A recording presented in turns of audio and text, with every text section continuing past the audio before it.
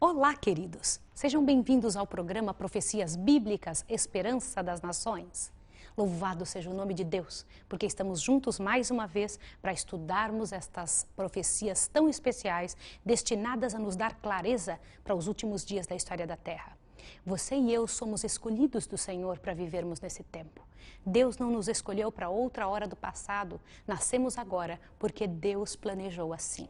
E Deus tem um plano especial para nós. E vamos entender esse plano ao estudar a sua palavra.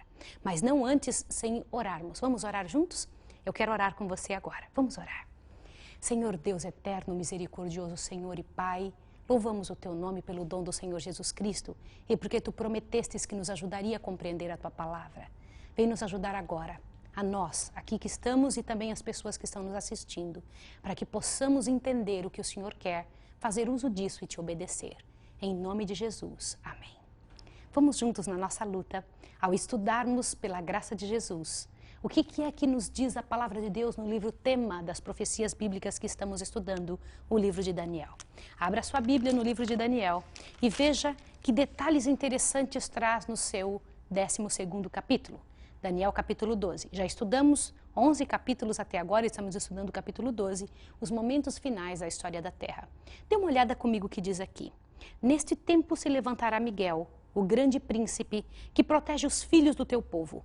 E haverá um tempo de angústia, qual nunca houve desde que houve nação até aquele tempo. Mas nesse tempo livrar-se-á o teu povo, todo aquele que se achar escrito no livro. Bendito seja o nome de Deus. Ele promete nos livrar e vai ser assim mesmo. Mas dê uma olhadinha no verso 3.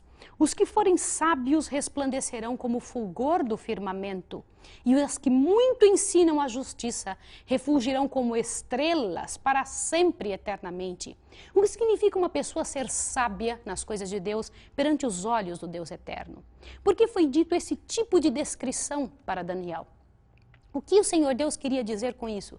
Queridos, é muito importante nós entendermos o tempo em que estamos vivendo, os acontecimentos atuais, o que estes acontecimentos têm a ver com a volta do Senhor Jesus. E eu vou lhe dizer uma frase. Ainda que o mundo inteiro não acreditasse, o que não é verdade, muita gente crê como nós, ainda que o mundo inteiro não acredite, Jesus vai voltar do mesmo jeito. Você pode imaginar que coisa bonita pensar assim?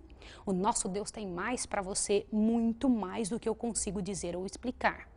Abra sua Bíblia no livro de Apocalipse, capítulo 13, porque hoje eu tenho algo muito sério para falar com você. Você precisa entender quem é os dois poderes, quem são os dois poderes que vão lutar abertamente nessa terra e que a nossa Bíblia traz essas informações de forma bem detalhada. Abriu em Apocalipse capítulo 13, vamos entender alguns dados que já vimos e já tentamos compreender da linguagem profética. O que diz aqui no versículo 1 do capítulo 13? Eu vi subir do mar uma besta que tinha 10 chifres. Você se lembra que animal em profecia é reino, certo? Um poder. E por que tinha 10 chifres? Tinha 10... O que você está lembrando aqui? Não se parece com aquilo que já estudamos em Daniel 7? Continua. E 7 cabeças, e sobre os seus chifres 10 diademas. Lembra dos 10 chifres? 3 caíram, sobraram 7. E aqui, e sobre sua cabeça 10 diademas. E sobre as suas cabeças um nome de blasfêmias. Você já sabe que este reino é contrário a Deus. Este poder é contrário a Deus. Se fala em blasfêmias, você já sabe que está contra o Deus eterno. Queridos, é tão importante entender estas verdades. É tão sério compreender o que o Deus eterno está querendo dizer com isso. Continua. A besta que vi, esse reino que foi visto, era semelhante ao leopardo, e os seus pés como de urso e a sua boca como de leão. Não se parece com Daniel 7? Você sabia que esta fera, este reino que está dizendo aqui, é um dos que foram citados em Daniel 7? Continua. O dragão deu-lhe o seu poder, o seu trono e grande autoridade. Quem deu poder a este animal aqui, que não se sabia dizer qual é? Uma besta, que tinha parte de leão, parte de urso, parte de leopardo, tinha um pouco desses reinos juntos. Qual foi o reino que aderiu, que recebeu, que absorveu todos esses reinos? Não foi Roma? Olha que coisa interessante aqui. Isso é coisa muito séria.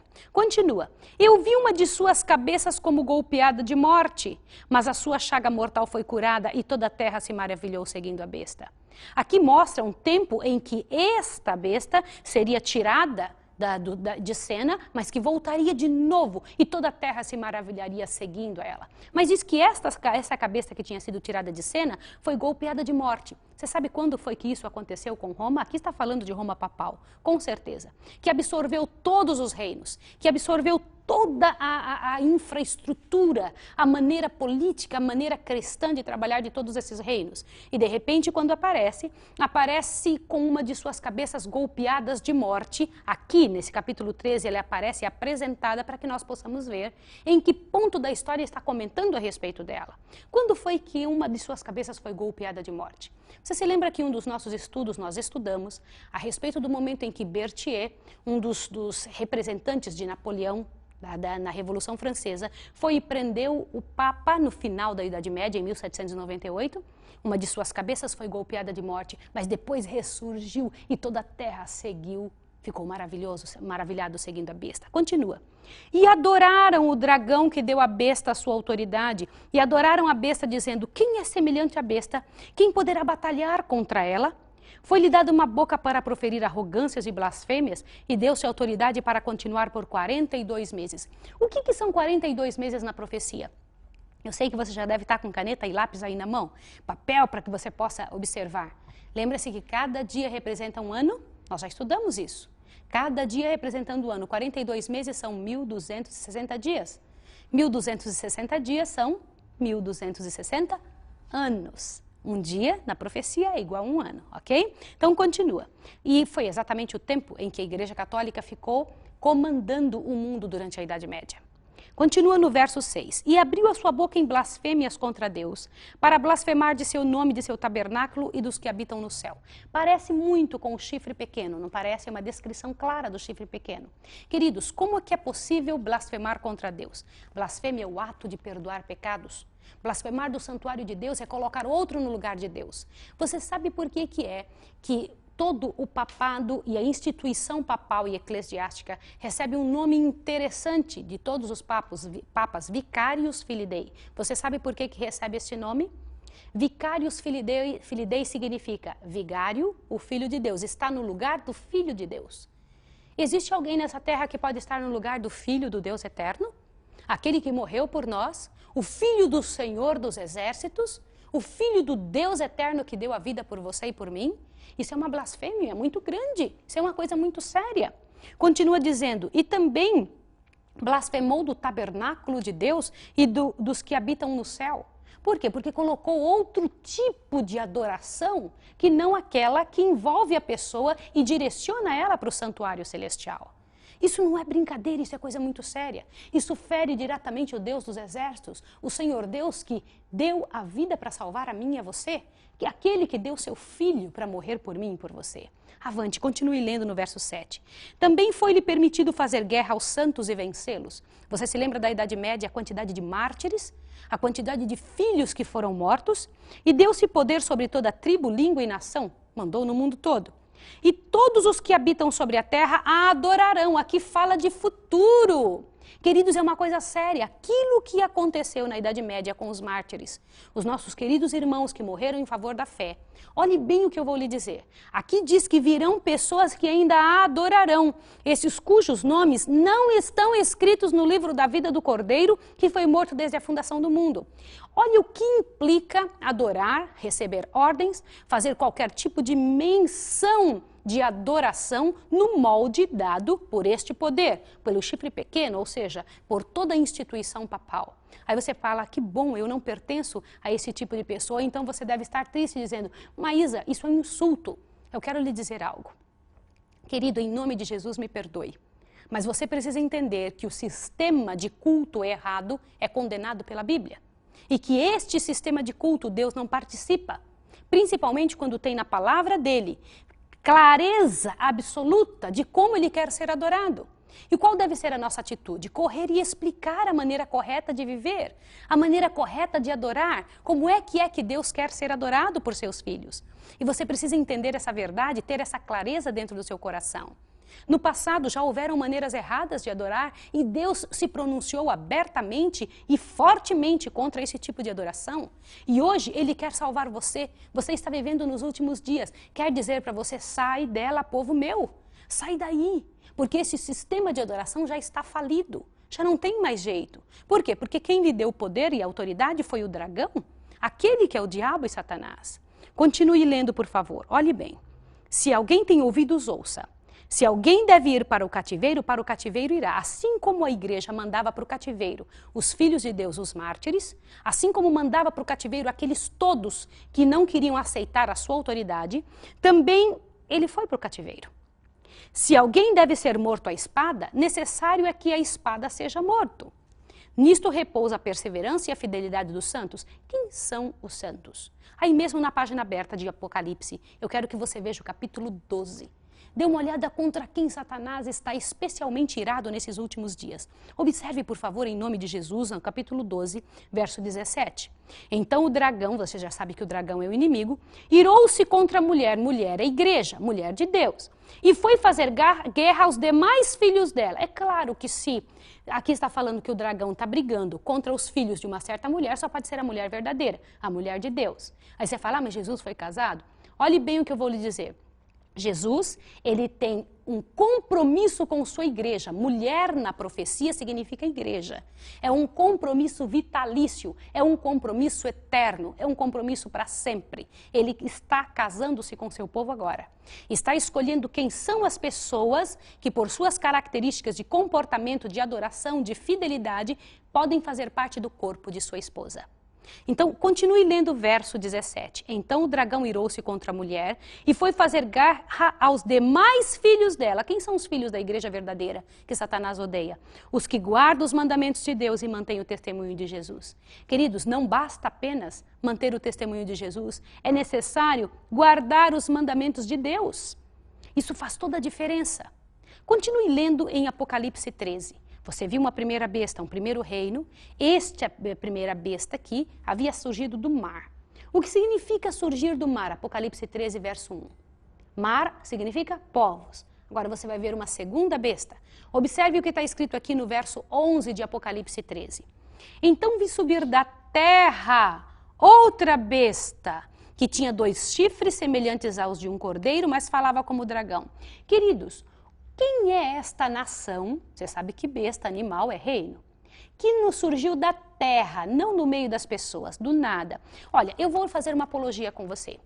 Se na profecia, águas, mar, né, significam povos, um lugar cheio de água é um lugar cheio de gente, o que é um lugar de terra, um lugar deserto?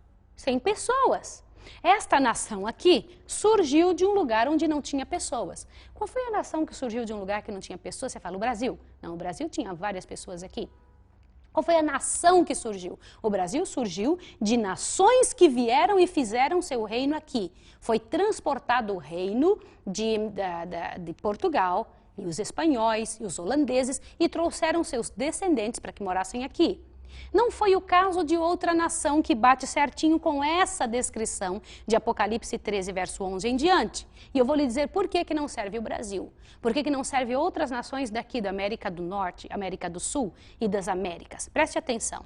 Então vi subir da terra outra besta que tinha 2 chifres semelhantes ao de um cordeiro, mas falava como dragão. Vamos continuar lendo para a gente ver se a gente consegue descrever e entender. Exercia toda a autoridade da primeira besta na sua presença e fazia com que a terra e os que nela habitavam adorassem a primeira besta cuja chaga mortal fora curada. Quem é o único país na terra que tem essa autoridade sobre os outros países, de que quando algo acontece, obriga que o país faça alguma coisa? Eu gostaria que você corresse até os nossos estudos sobre o Apocalipse, recorresse a esses estudos, buscasse entender. Pode pedir que nós mandamos para sua casa, para que você possa compreender o que vou dizer agora. Todas as características dessa segunda besta que nasce da terra, elas descrevem os Estados Unidos da América, um país que possui 2 chifres, liberdade civil, liberdade religiosa, que persegue, que trabalha em favor de seus próprios interesses pessoais. Continue. 13. E fez grandes sinais de maneira que até fogo fazia descer do céu à vista dos homens. Vai obrigar com que as pessoas nessa terra, através de poderes milagrosos, através de maneiras milagrosas, fazer com que as pessoas adorem aquela primeira besta. E por que razão? Por causa dos sinais que lhe foi permitido fazer na presença da besta, enganava os que habitam na terra e dizia-lhes que fizessem uma imagem à besta que recebera a ferida mortal de espada e que vivia. A mesma autoridade que teve a primeira besta vai ter novamente dada por este poder da segunda besta. Vai novamente fazer o mesmo tipo de ação. Agora observe que aquilo que aconteceu na Idade Média está no futuro também. Veja o 15. Foi-lhe concedido também que desse fôlego à imagem da besta. Uma imagem é algo parecido com o que aconteceu. Imagem é algo que se reflete, algo que parece com alguém. Imagine uma imagem que você olha na frente de um espelho. Percebe bem isso? É uma imagem parecida com a sua. Imagem da besta é algo igual a ela. Agora, observe. Para que ela falasse e fizesse que fossem mortos todos os que não adorassem essa imagem da besta. Você pode imaginar, mas é uma estátua que vai ser levantada. Queridos, olhe bem que coisa séria. Não é uma estátua. É alguém, é um tipo de sistema parecido com aquele primeiro que a primeira besta exercia. Continue vendo. E fez que a todos, pequenos, grandes, ricos e pobres, livres e escravos, lhe fosse posto um sinal na mão direita e na testa. Testa, segundo a profecia, é sinal de assentimento, inteligência, conhecimento. E a mão direita é a mão do trabalho. Agora, observe que coisa séria. Para que ninguém pudesse comprar ou vender, senão aquele que tivesse o sinal. Algumas pessoas pensam que esse sinal é um pequeno chip que vai ser colocado nas pessoas, que é um sinal mesmo, tipo um emblema colocado na testa e na mão. Eu vou lhe dizer algo bem sério. Este sinal é algo bastante religioso e espiritual. É algo que tem a ver com sua forma de adoração. Por quê? Porque através disso, deste sinal, você mostrando no seu comportamento, vai lhe ser retirado o privilégio de poder comprar ou vender. Continue vendo. Lê o verso 17. Para que ninguém pudesse comprar ou vender, senão aquele que tivesse o sinal, ou o nome da besta, ou o número do seu nome. Agora você vai ficar impressionado. Aqui é a sabedoria. Aquele que tem entendimento, calcule o número da besta, pois é o número de um homem, e o seu número é 666. Queridos, vamos entender um detalhe. Para você entender o sinal da besta, é preciso você entender o sinal de Deus. Você se lembra quando estudamos com você que Deus coloca um sinal sobre seus filhos? Agora você vai precisar ler isso na Bíblia. Vamos ler na palavra de Deus, aonde na Bíblia mostra qual é o sinal de Deus. Lembre-se que tudo, desde o início, tudo que o inimigo tem é porque ele copiou do Pai. Ele copiou de Deus, ele quer adoração. Tudo que ele deseja é que os seres humanos o adorem da forma como adoram o Senhor Jesus Cristo, da forma como Jesus Cristo era adorado no céu. Então veja bem, vamos contar comigo, vamos entender comigo. Deus tem anjos, o demônio também tem anjos. Deus possui filhos. A Bíblia diz que existem filhos que são filhos do diabo. O próprio Jesus diz isso e em 1 João capítulo 3 também fala dos filhos do diabo. São aqueles que transgridem as leis de Deus, que cometem pecado. Continue passando um detalhe interessante. Deus possuía mundos. Agora, o inimigo também se diz o dono desse mundo. Deus possui leis. Ele diz que as leis foram abolidas e existem também as leis do inimigo. Agora, observe que coisa interessante que eu vou dizer para você. Deus tem um sinal. Será que Satanás também não tem o sinal dele? O sinal da besta? Vamos ver qual é o sinal de Deus? Abra sua Bíblia no livro de Ezequiel. Vamos juntos para o livro de Ezequiel. O livro de Ezequiel, um pouquinho antes do livro de Daniel, nos mostra com as palavras de Deus qual é o sinal de Deus sobre seus filhos. Ezequiel capítulo 20, verso 12. Olhe o que você vai ler. Promete para mim que se você ler isso daqui, você muda de atitude? Toma uma posição na sua vida? Então ouça comigo. Também lhes deis os meus sábados para que servissem de quê? De sinal entre mim e eles, para que soubessem que eu sou o Senhor que os santifica.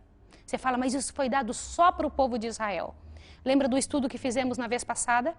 A última vez estudamos que Israel moderno é todo aquele que aceita o Senhor Jesus. Para quem é este sinal? Isso é fabuloso, queridos. Veja o verso 20. Santificai os meus sábados, o Ezequiel 20, 20.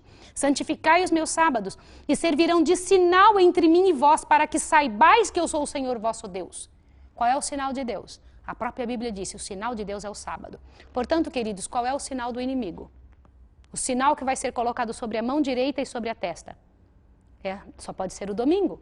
Sabe por que tem que ser o domingo? É o sinal de autoridade daquela primeira besta que se volta contra Deus. Lembra quem foi que mudou o sábado para o domingo? Foi o poder papal que mudou o sábado para o domingo, que impõe esse tipo de situação. E eu vou lhe dizer algo. Dentro de alguns dias, mais uns dias, vai ser imposto o domingo nesse planeta como Dia Mundial de Guarda em lugar do sábado. Mas imposto. Quem não for obediente a esse tipo de lei será levado para as cadeias. E depois teremos um pedido de morte, um decreto de morte, para quem não seguir esse tipo de comportamento. O que você acha disso? Vai dizer, Maísa, você está conjecturando, está ficando louca, isso não vai acontecer no futuro. Queridos, o que diz aqui em Apocalipse 13 é muito sério, que quem não aceitar o sinal da besta não vai poder comprar e nem vender, e nem mesmo poder adorar da forma correta. Aqui ainda diz, olha, que fossem mortos todos os que não adorassem a imagem da besta. É o verso 15 do capítulo 13. Isso é coisa muito séria. Na verdade, desde o início desse grande conflito, a luta tem sido pelo tipo de adoração. A luta tem sido dentro da sua cabeça. Tem sido pela sua adoração. Que tipo de adoração você oferece ao Deus eterno? Como que você oferece para o Senhor Deus do Universo? O tipo de adoração correta ou errada? Deus tem um plano para a sua maneira de ver. Eu gostaria que aí mesmo, no Apocalipse 13, você corresse os olhos, vê que começa Apocalipse 14, com algo grandioso que eu gostaria que você observasse. Dê uma olhada comigo, por favor. Olhe só, Apocalipse 14, e veja do verso 1 em diante. Então olhei e vi o Cordeiro em pé sobre o monte Sião, e com ele 144.000, que traziam escrito na testa o seu nome e o nome do seu pai. O nome de uma pessoa significa o seu caráter. Estes 144.000 aqui, que foram vistos no Monte Sião, junto com a glória de Deus ali, ó, sobre o Monte Sião, traziam na testa o nome de seu Deus e o nome de Jesus Cristo. Está escrito aqui. Lembre-se que aquele povo que vai ser selado com a marca da besta, vão ser selados na testa, com o sinal da besta e na mão. Aí você fala assim, mas Maísa, não é um selo, é um assentimento. Com a mão direita você trabalha ou não no dia do Senhor, entende? E com sua cabeça, na sua testa, está o seu assentimento, o seu consentimento de algo. Então você decide se faz ou não. Mas continue lendo sobre esse povo especial do capítulo 14. E eu ouvi uma voz do céu, como a voz de muitas águas, como a voz de um grande trovão. A voz que eu ouvi era como de arpistas, como tocavam harpas. E cantavam um cântico novo diante do trono, e diante dos 4 seres viventes e diante dos anciãos. Ninguém podia aprender aquele cântico, senão 144.000 que tinham sido comprados da terra. Estes seres que foram vistos aqui por João, tinham sido comprados da terra. De que maneira? Estes são os que não se contaminaram com mulheres. O que são mulheres nas profecias? Igrejas. Eles são virgens. Virgens significam que não tem doutrinas erradas dentro deles. Queridos, a igreja pura de Daniel 12, aquela igreja que não tinha pecado nenhum sobre ela, e nós vamos estudar sobre ela no próximo capítulo, ela era a esposa de Jesus porque não tinha aceitado nada de outro marido dentro dela. Não tinha aceitado nada dos pagãos, nada de outra religião, tinha aceitado só os ensinamentos de Jesus. Por isso era uma mulher pura. E aqui diz que este povo especial que foi comprado da terra é um povo que não tinha nenhuma mistura com outro tipo de ensinamento de outra religião. Aqui diz que eles são virgens. A virgindade, no sentido espiritual da profecia, é um sinônimo de pureza espiritual, pureza de doutrina, pureza de conhecimento bíblico. Não aceita nada que vem de fora, a Bíblia e ela só. Continua. Estes são os que seguem o Cordeiro por onde quer que vá. Não segue tradição, não segue seres humanos, segue o Cordeiro.